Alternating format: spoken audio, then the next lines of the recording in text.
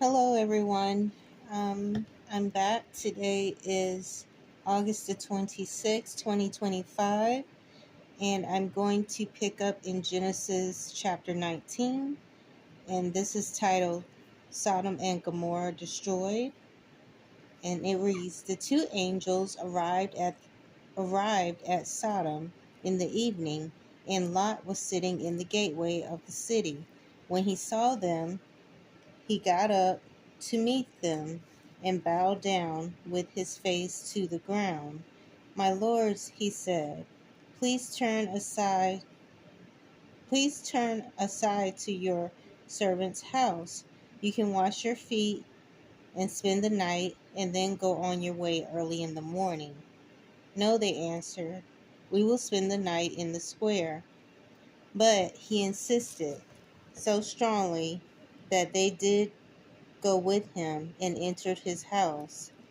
He prepared a meal for them, baking bread without yeast, and they ate.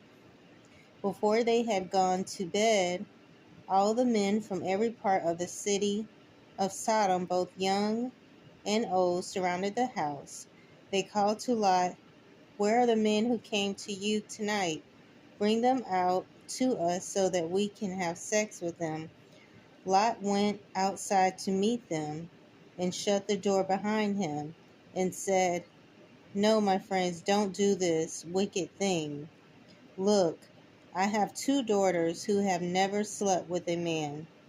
Let me bring them out to you, and you can do what you like with them. But don't do anything to these men, for they have come under the protection of my roof. For they have come under the protection of my roof. Get out of the way, they replied, and they said, This fellow came here as an alien, and now he wants to play the judge. We'll treat you worse than them. They kept bringing pressure on Lot and moved forward to break down the door. But the men inside reached out and pulled Lot back into the house and shut the door. Then they struck the men who were at the door of the house, young and old, with blindness so that they could not find the door. The two men said to Lot, Do you have anyone else here, sons-in-law, sons or daughters, or anyone else in the city who belongs to you? Get them out of here, because we are going to destroy this place.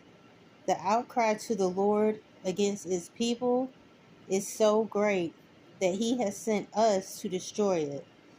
So Lot went out and spoke to his sons-in-laws, who were pledged to marry his daughters.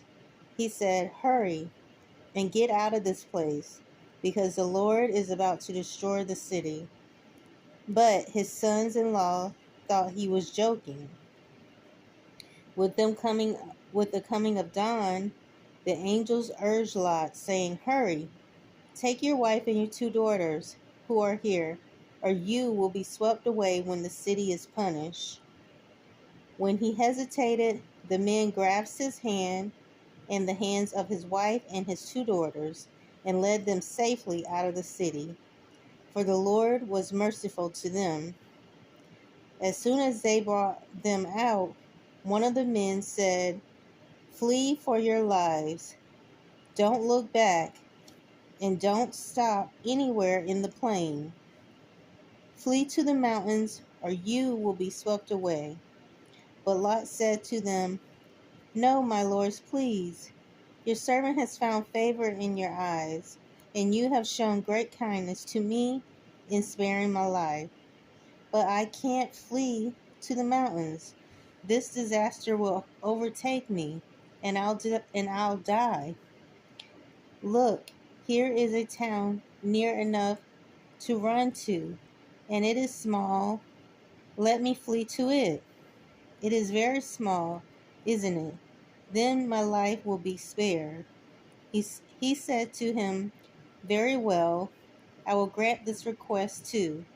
I will not overthrow the town you speak of, but flee there quickly, because I cannot do anything until you reach it. That is why the town was called Zoar. By the time Lot reached Zoar, the sun had risen over the land. Then the Lord then the Lord rained down burning sulfur on Sodom and Gomorrah. I'm sorry. Then the Lord rained down burning sulfur on Sodom and Gomorrah from the Lord out of the heavens. Thus he overthrew those cities and the entire plain, including all those living in the cities, and also the vegetation in the land. But Lot's wife looked back, and she became a pillar of salt. Early the next morning, Abraham got up and returned to the place where he had stood before the Lord. He looked down toward Sodom and Gomorrah, toward all the land of the plain, and he saw dense smoke rising from the land, like smoke from a furnace. So, when God destroyed the cities of the plain, he remembered Abraham, and he brought Lot out of the catastrophe that overthrew the cities where Lot had lived. So the next part of chapter 19 is called Lot and his daughters, and it reads, Lot and his two daughters left Zoar and settled in the mountains, for he was afraid to stay in Zoar. He and his two daughters lived in a cave. One day, the older daughter said to the younger, Our father is old, and there is no man around here to lie with us, as is the custom all over the earth. Let's get our father to drink wine and then lie with him and preserve our family line through our father. That night they got their father to drink wine, and the older daughter went in and lay with him. He was not aware of it when she lay down or when she got up. The next day the older daughter said to the younger, Last night I lay with my father. Let's get him to drink wine again tonight, and you go in and lie with him, so we can preserve our family line through our father. So they got their father to drink wine that night also, and the younger daughter went and lay with him.